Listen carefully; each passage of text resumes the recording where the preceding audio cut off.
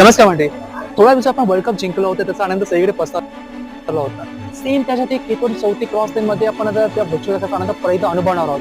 कुठेही जाऊ नका, त्याचं चरित्र आपल्याला पाहायला मिळणार आहे. तो पण बोलत राहा, गणपती बाप्पा मंगल मूर्ती.